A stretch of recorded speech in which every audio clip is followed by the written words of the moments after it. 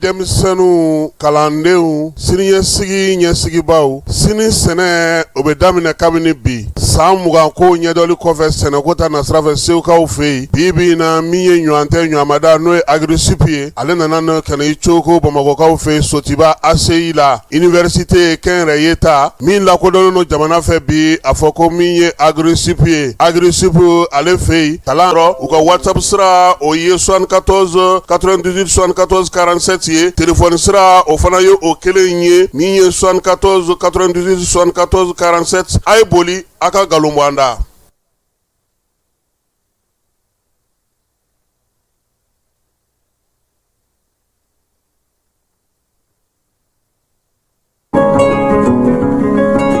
Rentrée académique 2026-2027, votre avenir commence ici. Chers étudiants, nouveaux bacheliers, professionnels du secteur public et privé, l'Université africaine franco-arabe UPAFA a le plaisir de vous annoncer l'ouverture des inscriptions pour l'année académique 2026-2027 en licence, master et doctorat.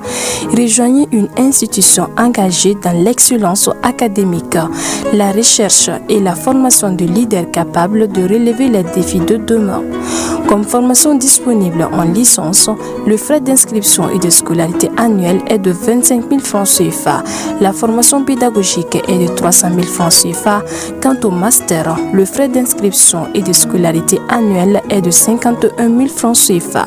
Et pour la formation pédagogique est de 500 000 francs CFA par an. Enfin, le doctorat, le frais d'inscription et de scolarité annuelle est de 65 000 francs CFA. Comme formation pédagogique est de 1 200 000 francs CFA. Les places sont limitées. N'attendez pas la dernière minute pour garantir votre admission. Une seule adresse à retenir, rectorat UPAFA Sotiba ACI, près du monument de la Victoire. Faites le choix de l'excellence. Construisez votre avenir. Inscrivez-vous dès aujourd'hui pour la rentrée académique 2026-2027. Université africaine franco-arabe UPAFA, ensemble vers le savoir, l'innovation et la réussite.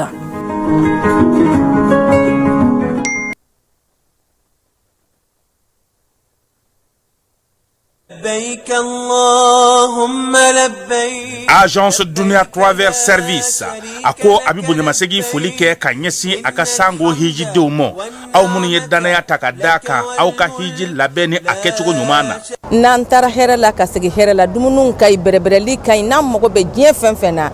u ba bela jelen kanye donc ambu foku barkada directeur mi to ba no fe no e Amadou Maigay ajora jorola nyamo ya ko fenfen ajora jorola kanisoja magawla ka mago berebere ka koto magawtala mago temindo ka nyeira magawla anyo barade soro dunya la mukele kono akoka au bela jele la dunya silame munu me mali kono ani munu zigiro benodo jinye jamana were umo ka fo sanwere o hiji ni o umura o bara o labe undamne na kaba o mana au munu ba fe ka hiji ke damu lakana ni basiki kono Agence Dunia akeme ko fere bela jele tige ka hiji kechugo nyuma kalaun bela jele labe ka bla aunye minyi ka do shiro ni damu ye ka surunya au ka bato ke yoro la dumini laki ka sanuma obi tobe ka bla au ka bulo ka sagana ka wati bela jele la dogotoro jole olu be au no fe hiji ke yoro ani bato ke yoro wera bela jele la yoro be ani wati be bawo bulu kuma do o ka busane de singa di Agence Dunia Travel Service Jenwan kele mimbe au ka hiji ni au ka humura ke ka nya ale de do o fana ni au be kuna foni were nyini aye weleli ke 66 71 37 24 70 64 99 71 ni au be u ka yoro nyini u fle ni hippodrome yere la immeuble station soma yafula kulukoro sira dala o fana minyi ka do Agence Dunia Travel Service ye kube duga uke hijini umura ke tugo nyuma ana musaka u ala ka noya silame bela jele yi innal hamda ibe wariji na wayala ibe warida na wayala sama mone bi million jorona ko no hamina ko do wode la sama mone ma fen faraka wari chili musaka oka wa a ka nɔgɔn ni Mali wari ci siraw bɛɛ ye. A ma da aw ma dɛ, sama mɔnɛ bɛ dɔ fara aw de kunna wari kan. Ni wari bonisi ye, awɔ, ni wari bonisi ye kɔni. Aw ka sanni kɛ ni sama mɔnɛ application ye, aw bɛ wari sɔrɔ aw ka compte bonisi la. K'a daminɛ crédit la, abonnement télé, fo ka taa se courant ni ji sarali ma, aw bɛ bonisi sɔrɔ nin bɛɛ la. N'a ka bonisi buguna dɔrɔn, aw bɛ se k'a yɛlɛma aw ka sama mɔnɛ compte la ka sanni wɛrɛ kɛ n'a ye, walima ka taa wari jɛ bɔ an ka lasigiden dɔ fɛ yen. Aw ye mɔnɛ bɔ aw yɛrɛ la, a k'a chiffre sisan ni sama mɔnɛ application téléchargeli ye Play Store walima App Store kan ka sɔrɔ k'aw tɔgɔ sɛbɛn. Ni sama mɔnɛ ye, aw de kunna wari bɛ augmenter. Sama mɔnɛ, i yɛrɛ ta. Awɔ, i yɛrɛ ta ni i yɛrɛ ta ye.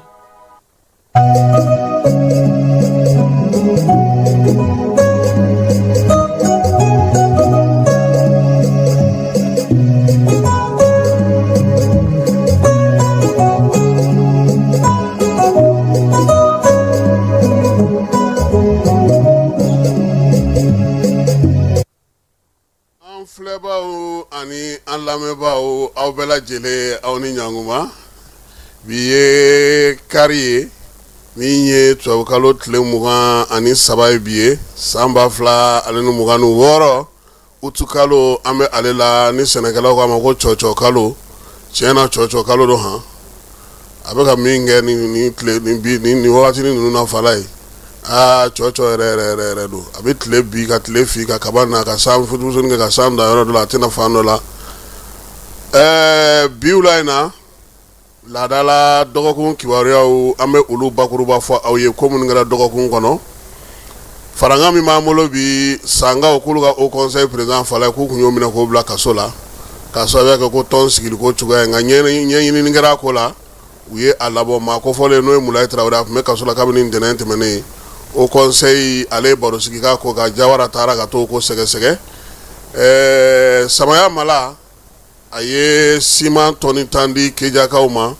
yaasa u ka se k'u ka misiri muli baara kɛ layidu min don a timɛna min ye siman bɛɛ lajɛlen sera a seyɔrɔ la ka ban an na Kedakaw yɛrɛ olu mankan mɛn bi. Faranga wɛrɛ min bɛ yen an kun bɛ kɔɲɔ na bi fala ye Ibrahim Konate n'ale douane DG kɔrɔ directeur kɔrɔ inspecteur général de douane Amadou Konate ale denkɛ sabanan o kun ka kɔɲɔ bɛ bi ale ni Binta Fofana olu kɔni kɔɲɔ in kɛra mairie Burkasubugu mairie la nka bi kun ye aw yɛrɛ ka kuma invité ma yɔrɔ o tun ye bi ye Febaki ale expo kɔnɔna na an ye ja minnu sɔrɔ yen maaba caman kun bɛ yen dɛ. Douane directeur kura a n'a ka dankan tun bɛ yen maa minnu bɛ douane kɔnɔna na baara la BMI ni bureau cadreyaw ni fɛnw bɛɛ lajɛlen tun bɛ yen. Ɲɛmaa kɔrɔ fana 2 directeur kɔrɔ a n'a ka dankan kɔrɔ n'o ye Agboya ye olu fana tun bɛ yen fala ye Yakuba Katile Seydou Nantume transitaires ka ɲɛmaaw ka taa se wolomasiri tabaw fana ka ɲɛmaabaw ma fala ye min ye kunnafonidilaw fana caman kun tonnen do ye yɔrɔ jeliw ta maa t'o kuma fɔ. Dagamaisa tun bɛ yen ni ye Asakida ye Safi Jabate Mamu Sidibe ka taa se u yɛrɛ ka laadala dumuni fɔlɔw ma olu nana ka bɔ tusegela a ko kama sɔɔni an na tila ka o ja yira maaw la nin y'an ka kuma la kumabaw ye wulada in na an bɛna min daminɛ directement la Mali premier ministre n'Ala sɔnna a ma sini ale kan ka taa Algérikaw fɛ yen fala ye min ye général de division Ablaye Mayiga ye ani a ɲɔgɔngo min bɛ olu fɛ n'o ye Sefi Gribi ye o kun ye ɲɔgɔn sɔrɔ nɛgɛjuru sira fɛ utukalo tile 9 o senfɛ sa u ye laseli caman kɛ jamana fila in u ka ŋaniyaw ka siri ka se ka baaraw ta taabolo kura la nin waati in na kumaw kun ye tali kɛ o la o senfɛ sa kun y'a ɲini premier ministre fɛ Abdul Tebboune Majib o ka yamaruya kɔnɔna na n'o y'a sɔrɔ a bɛ se ka taa u ka tile kelen baara kɛ ɲɔgɔn fɛ yaasa ko taabolo kura minnu bɛ nana sigi sen kan nin waati in na furancɛla fanga ale ni Algérie fanga ni ɲɔgɔn cɛ o ka se ka ɲɛfɔ faamuyali bɛ se ka ko la cogo min baara in an ye kibaruya sɔrɔ cogo min ka bɔ Mali premier ministre ka baarakɛyɔrɔ la fala ye k'a bɛ tali kɛ cɛsiri ni timinandiya ni wulikajɔ fan fila bɛɛ lajɛlen fɛ taabolo kuraw ni kuntilenna kura minnu bɛ bi ka se ka olu sigi sen kan kumaw bɛna tali kɛ min na sa o ye ka se ka bɛn ni kelenya cɛfɔ ni kan bɛ k'o sinsin min ye jamana filaw ka tɔnɔ bɛ ko minnu na k'olu sigi sen kan n'u ka dugudenw ka nafa bɛ ko minnu na Mali premier ministre ale bɛna sinsin min kan o ye Mali ka taabolo kura n'o sigilen no yɛlɛma hɔrɔnya min bɛ a bolo o labatoli hukumu kɔnɔna na jamanadenw ka hakɛ dafali ani ka kɛ ni waleya minnu bɛ kɛ maa tɛna ni sen no Maliko la k'a fɔ a y'a kɛ tan a ye taa yan fɛ a y'a bɔ ta fala ye ko nin bɛɛ lajɛlen kuma bɛ taa fɔ sini Alizerikaw fɛ yen kibaruya in dilen an y'a ye k'a fɔ premier ministre yɛrɛ ka taama in sigili sen kan o hukumu kɔnɔna na sa a yɛrɛ k'a fɔ ko tile kelen taama don fala ye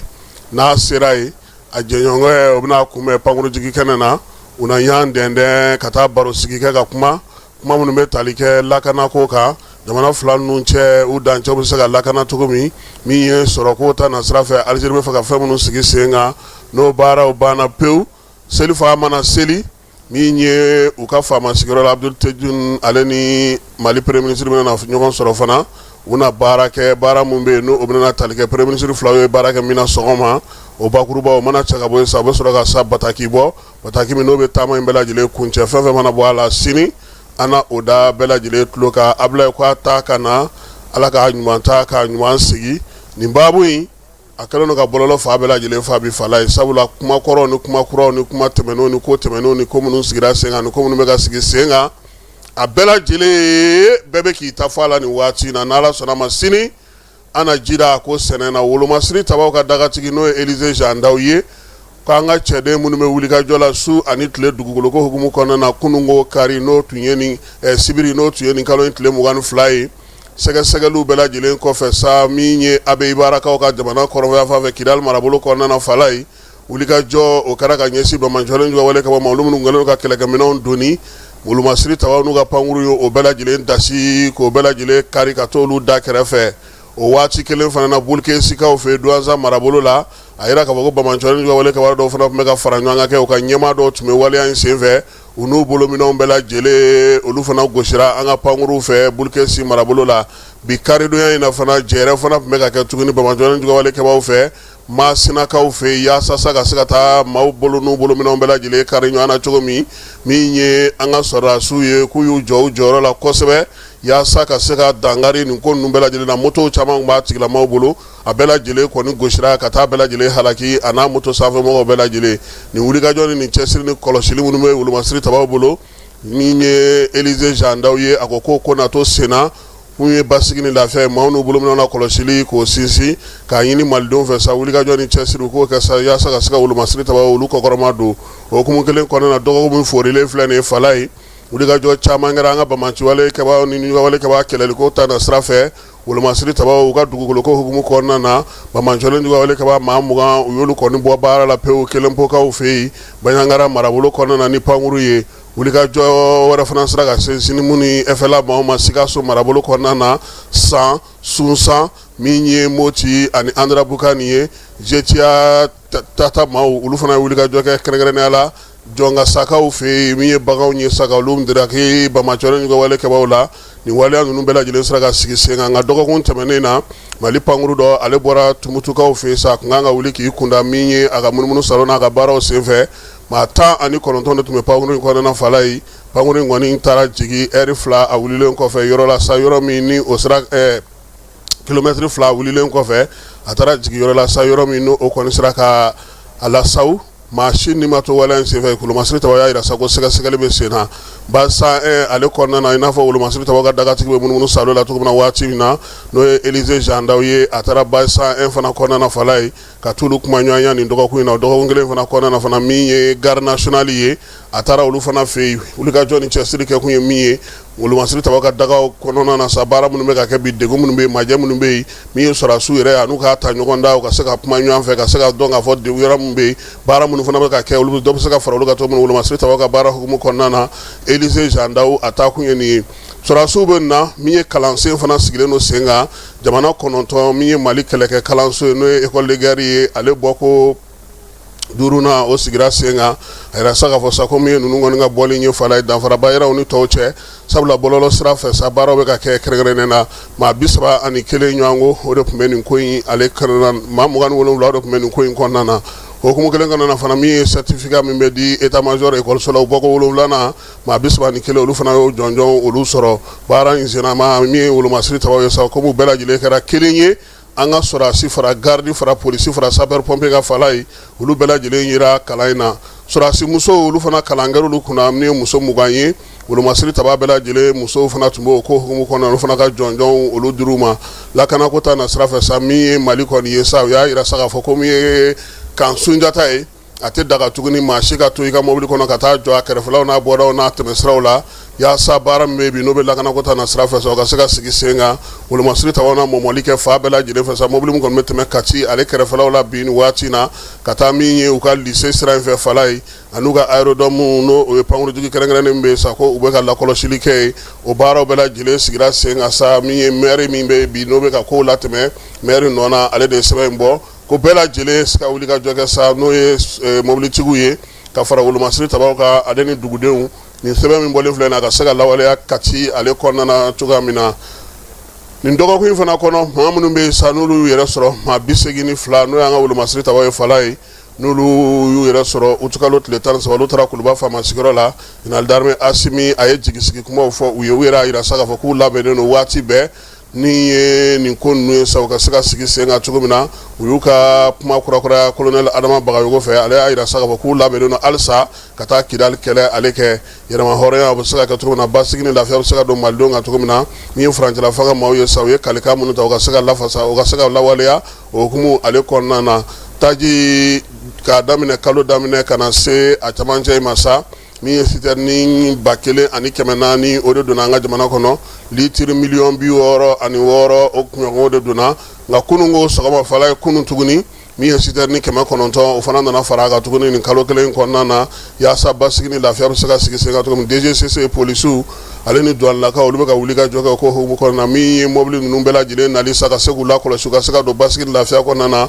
wolomasiri tabaw olu ka baara y'o ye ani chauffeur n'u ka parantiw Mali ale kɔnɔna na tajiko bɛ se ka sigi sen kan cogo min na samiyaji ale kɛlen don zanni gɛlɛgɛlɛ ye nka degunba min bɛ bi Mali sɛnɛkɛ ko ta nasara Fala ye o ye nɔgɔko ye jamana b'i kɔ don nɔgɔ min na k'o di maaw ma n'a bɛ dɔ bɔ a sɔngɔ la o kɔni gɛlɛyalen don maaw bɛ k'o nɔgɔ in san bi min ye 5000 ye k'a sɔrɔ jamana tun bɛ dɔ bɔ a la u ka se k'a sɔrɔ 3000 ɲɔgɔn la bi na sɛnɛkɛyɔrɔ caman kɔnɔna ji bɛ ka jigin nka min ye ji ale sumayali ka taa fara sumansiw yɛrɛ ɲuman sɔrɔli kan min ye nɔgɔ fana sɔrɔli ye o y'a to sa yɔrɔ caman na baara ninnu kɔni gɛlɛyara kɛnɛya ko ta na sira fɛ sa bolociw bɛ sen na denmisɛnnin minnu si b'a daminɛ fu la sa ka taa se tile 59 ma boloci bɛ ka kɛ olu kɔni na fan caman fɛ boloci in sigilen sen kan kosɛbɛ denmisɛnninlakaw ka se ka kisi palibana ma min ye senfagabana n'o ye polio ye ale ni vitamine D fana b'a la sa k'u kisi bana jugu olu bɛɛ lajɛlen tɔɔrɔ ma baara ninnu kɔni bɛ ka kɛ ale ni ɲɛfɔliw marabolo caman na farikolo ɲɛnajɛko ta na sira fɛ denmisɛnninw tun bɛ ɲɔgɔn da min an fɛ n'a fɔ ma ko bien-être sportif Fala ale kuncɛra kuncɛli senfɛ sa jɔnjɔn kɔni fɔlɔ Bamako y'o ta filanan o kɛra Sikasokaw ye min ye sabanan kɛra Joyila ye min ye marabolo caman ye u ye foli ta ka ɲɛsin u ka denmisɛnw ma fana wulikajɔ min kɛ nin ko in kɔnɔna na yaasa ka se ka ɲɛnajɛ in ale ja min ye Buguni ale ni San olu ka denmisɛnninw fara ɲɔgɔn kan sa ka se ka foli kɛ olu ye Fala ye n'Ala sɔnna ma min ye farikolo ɲɛnajɛko ta na sira fɛ hali bi an bɛ se ka fɔ fana an ka sifin minnu bɛ yen n'olu kan ka taa Senegalikaw fɛ UEFA ale hukumu kɔnɔna na olu y'u n'u ta n'u bila dɔ nin dɔgɔkun nata in kɔnɔna sabula min ye ndolanci in ye a kan ka kɛ Senegalikaw fɛ septembre kalo ale kɔnɔna na k'a daminɛ tile 7 ka taa bila tile 12 la jamana fila mana se sɔrɔ 8 na ye olu bɛ taa Marɔkaw fɛ mai kalo nata u si n'o ye san 18 ye olu bɛ se ka taa o Coupe d'Afrique la Marɔkaw olu fɛ o fana ye ɲɛbila ye ka taa Coupe du Monde fana kɛnɛ kan nin waati in na n y'a f'i ɲɛna ko min ye samayakaw ka dangele ye samaya min bɛ bi n'ale bɛ Mali ni Laginɛ dancɛ la sa Kuremalilakaw ka fanfɛla la ye Fala ye Malamini Ture min bɛ n'o b'a fɔ ko samaya mala wuli ka jɔ ni cɛsiri ka denmisɛnw k'olu dɛmɛ u ka se ka baara kɛ u yɛrɛ ye ale ko maaninfin yanni ka maaw kɛ jɛgɛ dunna ye Fala ye k'i k'u dege jɛgɛ mɔ la n'i taa samaya Malamini fɛ yen n'i tɛ se ci la i tɛ baara kɛ ka na ale yɛrɛ sɛgɛn ale ko de e bɛ se ka mun kɛ hɔn i ka t'i cɛsiri k'i jija i dulonnen ka bɔ maaw la i fana ka maaw ta i ka se ka k'i yɛrɛ ye nka kana don o don samaya Malamini y'an ka maa ye ale t'o la dɛ o de la bi minnu bɛ yen n'olu bɛ ka baara kɛ a ka dɛmɛ bɛ ka se olu ma Kejakaw olu tun ye welewelemada kɛ ka ɲɛsin a ma k'u bɛ misirijɔ la siman sɔn 10 o layidu taara o sera olu ma an ka taa olu fɛ yen a yɛrɛ ka maaw ka ja dilen don.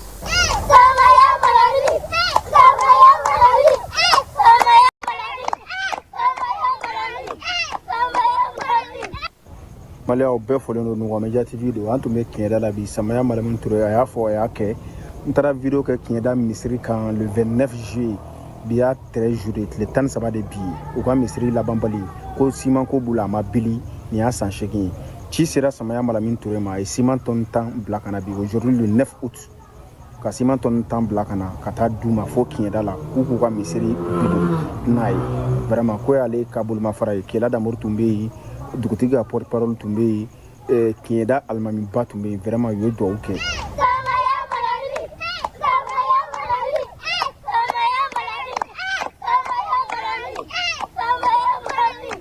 Kiɲɛda denmisɛnninw tun bɛ content ba ka Samaya Malamine Touré fo hali denmisɛnninw b'a dɔn u ma deli k'a ye mais u b'a baara kɛ nɔ dɔn u y'a baara kɛ nɔ mɛn u y'a bolo nɔ u ye denmisɛnninw Kiɲɛda denmisɛnninw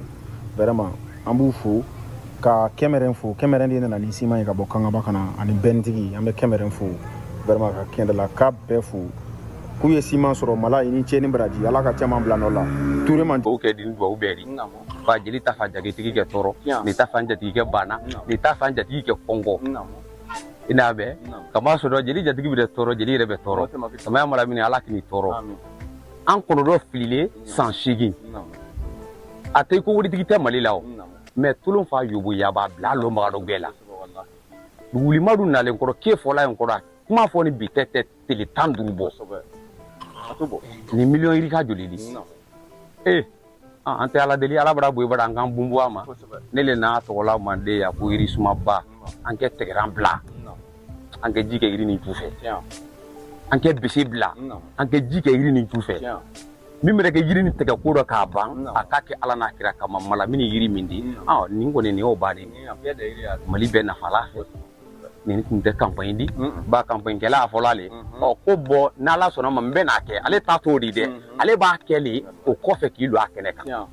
a tɛ yɛlɛda ma kɛ o ko ɲini ka to i k'a fɔ mɛnɛnɛnɛ k'i k'a kɛ mɛnɛnɛnɛ Jawarala ko ten ko k'a fɔ ka ko ɲuman la kandigi ni bagandigi ko Malamine ko k'i fɔ k'i ko ɲuman lɔn Kela ko k'i fɔ k'i ko ɲuman lɔn Kiɲɛda ko k'i fɔ k'i ko ɲuman lɔn Ɲamakali ko k'i fɔ k'i ko ɲuman lɔn mɔgɔ kelen tɛ se ko la i n'i ka tɔnden bɛɛ délégation bɛɛ Sogore n'a kɔ jama bɛɛ i b'a la tɛgɛ n'o ma di a tɛ kɛ Sogore n'a ka jama Kɛmɛrɛn nin ka foli d'i ma nin kuma tɛ janya la nin dimanturu kuma min kɛ di kɛ sen dɔ kuma tɛ yen ala ka kɛ misiri di ala ka kɛ ala ka so di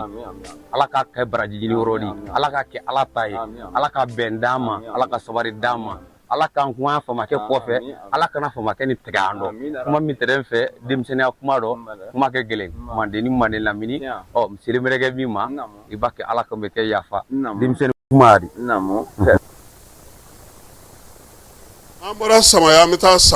sankaw fɛ yen a yera k'a fɔ min ye o conseil bolofara min bɛ yen o sigili hukumu kɔnɔna na fɔnkɔɲɔgɔnkɔ yera a baara la o la sa tɔn dɔw bɛ yen olu ma sɔn fiyewu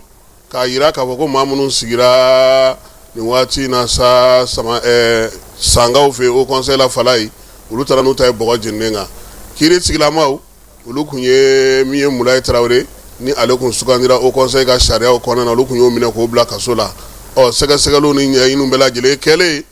o conseil bureau ba ko k'u bɛ maa min lakodɔn min ye baara kɛ a ɲɛma olu ka tɔn hukumu kɔnɔna na ko o de ye Tarawele kɛ ye dɛ ko fo n'a y'a sɔrɔ kiiri tigilamaw bɛ fɛn wɛrɛ nɔfɛ nɔ tɛ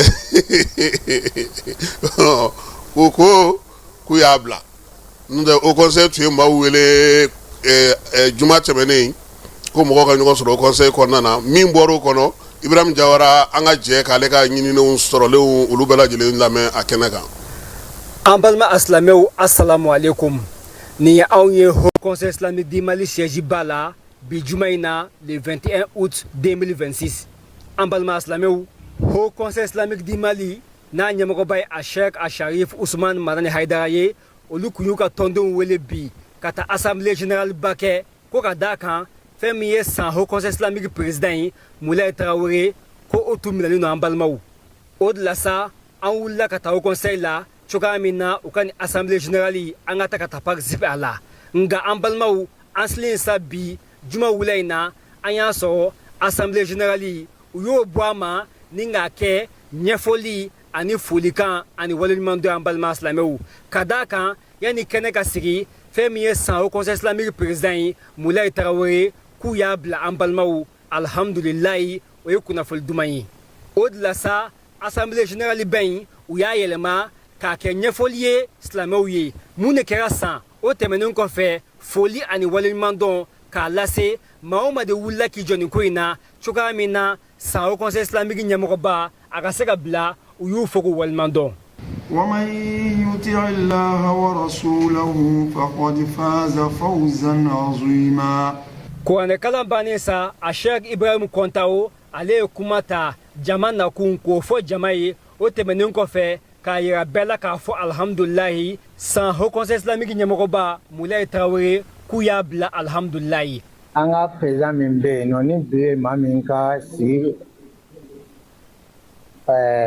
bureau accordé n'o y'o validé o président a labanna o minɛni na a minɛna a datugura hakili la kabini tɛnɛndon de don bon an ye réunion k'a la pour que ka se k'a dɔn o conseil kan ka mun kɛ nin ko in na anw ka jate la nin minɛna o conseil ka a minɛn de kɔnɔ o ka président ya kɔnɔ o ka sigi de fana kɔnɔ o mana kɛ cogo o cogo o tɛ se ka taa ka o conseil islamique dan bon a minɛnen an y'a ɲini an ka se ka faamuyaw sɔrɔ a la bon anw ka information min bɛɛ sera an ma a m'an satisfait k'a fɔ est ce que o bɛ minɛni kun bɔ information minnu tun sera an ma hali n'a y'a sɔrɔ anw ma information bɛɛ sɔrɔ 100% mais anw kɔni ye réunion kɛ yan nɔ an bɛnn'a kan information fɛn o fɛn b'an bolo a tun tɛ datuguli kun bɔ o la yann'anw maa damadɔ k'a fɔ a b'a décider n'o ye bureau exécutif ye an k'a lajɛ information min don an ka bureau mɔgɔw bɛɛ lajɛlen wele bi an ka information da u tulo la aw wele kun de tun y'o ye ka na information da u tulo kan mais mɔgɔw ma démarche jɔ an b'an ka président Macky fo an bɛ président Usman Madan Serif Madan Haidara fo an bɛ monsieur le ministre Musa Ba fo mais yann'an ka se yan nɔ Alahu Taala ye yɛlɛma don ko la a ti heure kelen bɔ président Macky ye ne wele k'a fɔ ko cɛ k'a bilala mɔgɔw ka démarche la a taara abouti bilali la donc an ka sigi c'est normal donc sigi man kan ka segin kɔ i bɛ fɛn min na n'o ɲɛnabɔra o fana ye i ka ci in dɔ de ye donc ka bɛɛ lajɛlen wele ka bɛɛ lajɛlen fo fɔlɔ u ka nali la ka bɛɛ lajɛlen fo u ka hami na diinɛ na ka bɛɛ lajɛlen fo u ka militanya la o conseil islamique la an welela kun min na a résultat de ye nin donc o t'a bali an bɛ foli kɛ fɔlɔ maa minnu démarche kɛ an ka mɔgɔw la ani démarche kɛra maa minnu na fana n'u kɛra sababu ye k'a bila k'olu bɛɛ lajɛlen fo o ye état ye baara kɛ ko in na kosɛbɛ donc président Macky komi ale de ye bilali fɔ n ye a ye démarche dɔw kɛ o taara abouti nin na an b'a fo. aw ni caw ni baraji Ibrahim Jawara ka bɔ conseil siège la wasalamu alaikum.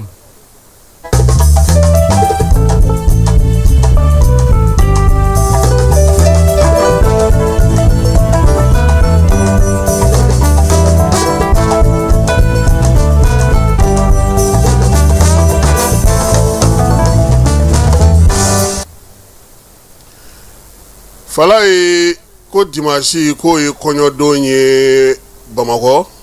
laada a tilenna min ye Konatelakaw ka denbaya ye ka bɔ Tusegela n'o ye douane directeur kɔrɔ ye inspecteur général de douane Amadu Konate ale denkɛ sabanan n'o ye Ibrahim Konate ye ale ka furusiri o baaraw daminɛna kabini alamisa tɛmɛnen ale kɔni ko sa ko cɛganaw ma ko k'an bɛɛ